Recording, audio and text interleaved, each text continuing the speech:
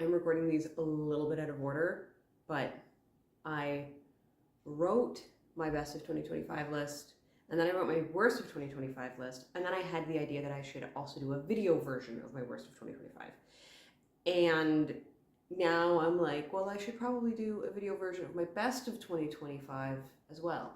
So it's all recorded out of order, but we're getting there. So yes, this is my best of 2025 list. These are not all books that were published in 2025. These are just books that I read in 2025. It was a surprisingly good reading year. There were a lot of moments where I felt like it was a bad reading year, but that was because I had a lot of 3 stars and a lot of DNFs. But in the end, a lot of the books that I finished did end up being 4 and 5 stars. So I actually have 10 5-star books for this list, which is amazing, especially considering I read less than 40 books this year. Enough rambling, let's get into the list. I'm just going to do this one in chronological order of when I read the books because I can't pick actual favorites, that's too hard. The first one is Forest Euphoria.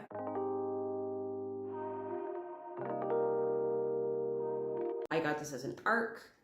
I don't own physical copies of any of these books, and my editing software does not allow me to pop things on screen, but I read this at the beginning of the year and it was amazing.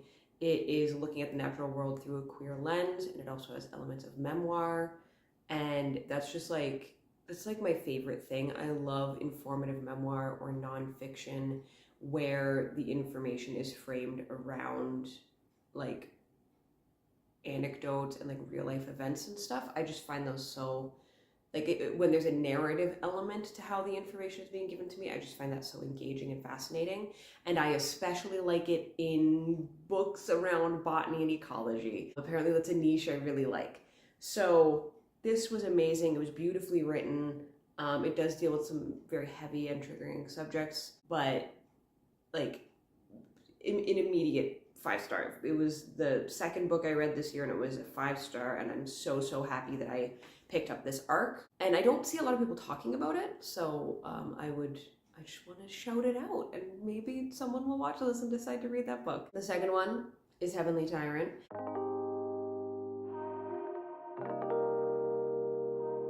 This one's a little harder to talk about because it's a sequel, but it was one of my most anticipated reads. It's been delayed several times. I was so happy to finally be able to read it, and it was like, it wasn't exactly what I expected, but also it's hard to know what to expect. And it was so good. Like all the politics, the toxic, not even romance, just the toxic.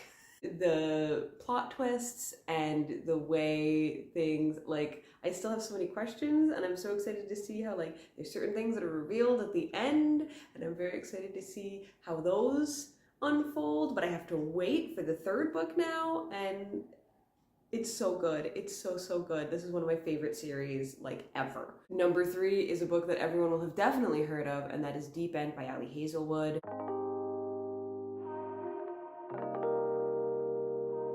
Do I need to introduce this book? It's about 2 people who are professional divers, or like they're divers on their university's team. Different types of divers, but both divers. Or no, he's not a diver, is he? He's just a swimmer. Anyway, pool stuff. And they enter into a relationship for reasons. It's not really like a relationship, it's just an arrangement. And it's very heavy on like BDSM and kink. But it's written with a lot of like care and nuance, which I really appreciate, especially in light of like, you know, what books like 50 Shades of Grey did to perceptions of BDSM and kink. But also, like, as much as this book is about the relationship and the smut, it also does a really good job of establishing other aspects of particularly Scarlett's life. And, you know, her diving career and her friendships are very important and well explored and well realized. And I really appreciate that, because even in the moments where the book wasn't exploring the romance, it still felt extremely compelling. And it just made for a very deep and well-rounded book. The 4th book is another ARC, another nonfiction ARC that I requested, and it's called Sorry I Keep Crying During Sex by Jesse James Rose.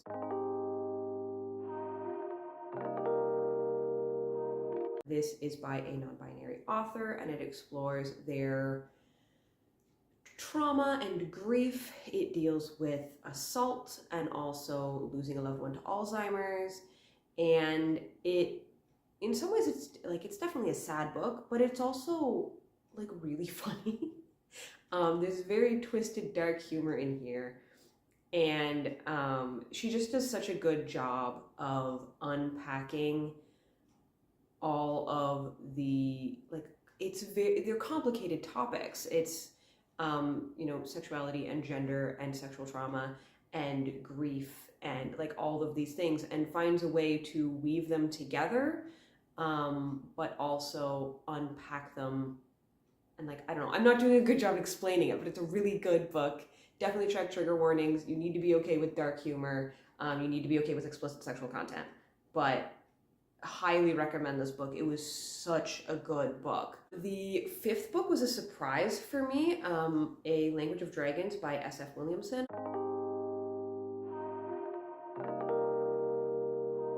I read for my first Libby lineup video. So when I do books for Libby lineup, they're typically ones that I'm like really unsure about, or even ones that I think I might not end up liking. Because the point of Libby lineup is to clear through a bunch of books on my Libby TBR and like pare down how many books I have on there. So when I picked this book up, there was a very strong possibility that I would get 3 chapters in and be like, nah, and put it away. But I ended up loving this book. It's a book that deals with topics like, war, propaganda, classism, and I loved the exploration of language and the importance of language to its people, and also all of the care and nuance that went into translation. Translating a fictional language, but you can tell that the author is someone who really, really understands language and the process of translation because of the way that translating worked in this book, because translation is a huge part of the plot. And it was just so good, and like it was compelling, it was engaging, I cared for the characters. I really want to read the sequel. I don't know if it's out yet. I think it's out near the end of December, so it might be out as of when I'm recording this, certainly as of when I post this. But I'm very excited to read more in this series. Book 6, I think. This is, I will say this with confidence, this is my favorite book of the year. I loved this book. It's another arc. I read this after a streak of really bad luck with arcs, and so I was so hesitant going into it, but I ended up loving it. It's Witch Lore by Emma Hinds.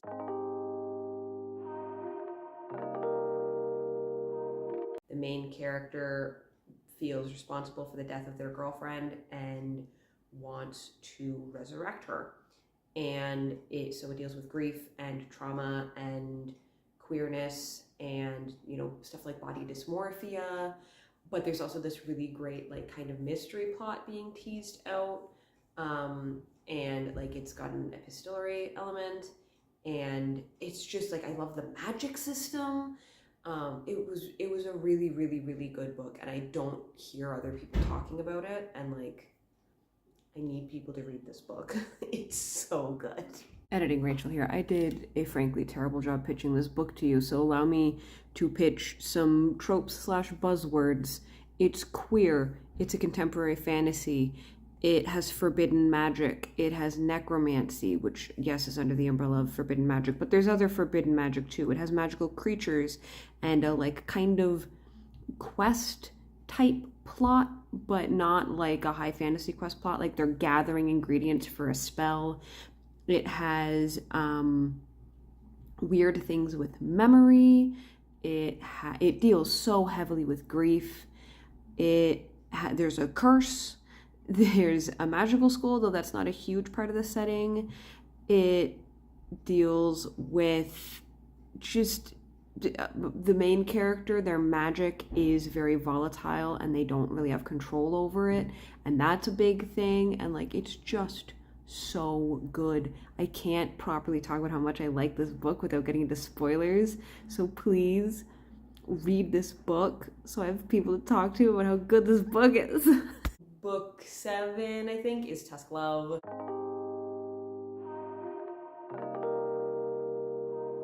Tusk Love. I am a critter. I'm a huge fan of Critical Role. Campaign 2 is my favorite, although Campaign 4 is Campaign 4 is pretty amazing.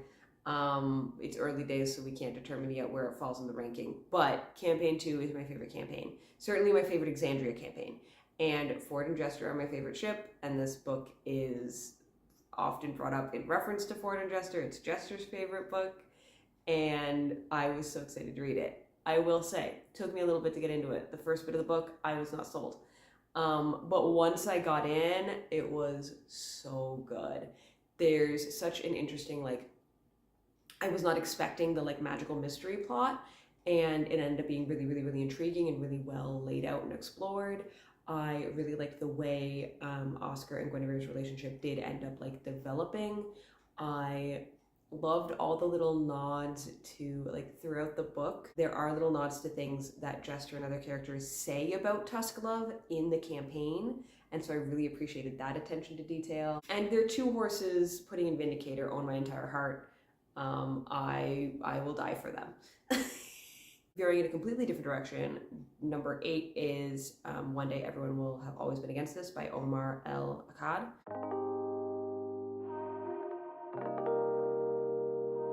It's a nonfiction book about imperialism and colonialism and genocide, particularly focusing on the ongoing genocide in Gaza. Yes, it is still ongoing.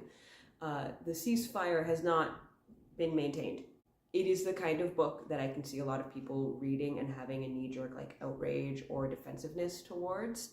But I think that is part of what makes it such an important book to read, is to sort through that reaction while also learning through all of the information the book outlines. Like learning from your reaction to it, but also learning from the literal facts and stories detailed. It's a really, really good book.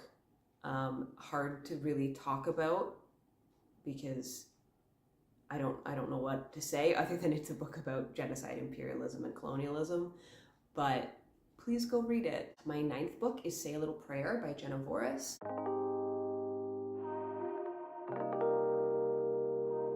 This is a sapphic YA romance. I thought I was gonna have a fun little sapphic romp with some the backdrop of a Bible camp.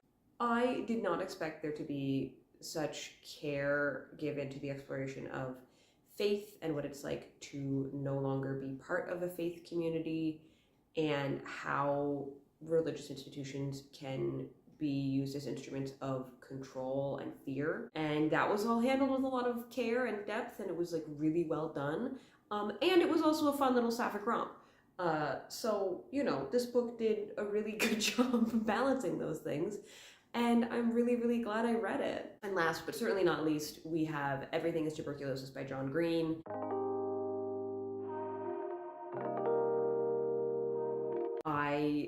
I'm very glad that John Green has started writing nonfiction because he's really good at it, or at least he's really good at writing the type of nonfiction I like, which, as I said before, is nonfiction that weaves its information with some sort of narrative element. And John Green's really good at that. Not only does he write in very accessible language, but he also is regularly, like every time he's talking about a particular era of tuberculosis and the spread of the disease and the perception of the disease and the treatment of the disease, he's giving specific examples of people in history who have experienced that. And I just thought that was really well done. And there's also a narrative woven throughout of a specific modern tuberculosis case. And that was really well done. This book made me cry. Of course, it is a John Green book, but you know, how dare you? The hype is worth it. This is indeed a really, really good book. And I am very excited to see what else John Green writes. I hope he continues writing nonfiction because he's so good at it. Anyway, that is all of the books that I have for this list. Please check some of them out if you haven't heard of them before. If you have heard of them before, that can be our comment below. Tell me which of these books you've read and what you thought of them. Or if you haven't read any of these books, which ones are you most interested in trying? Thank you so much for watching, and I will see you in the next video. Okay, bye!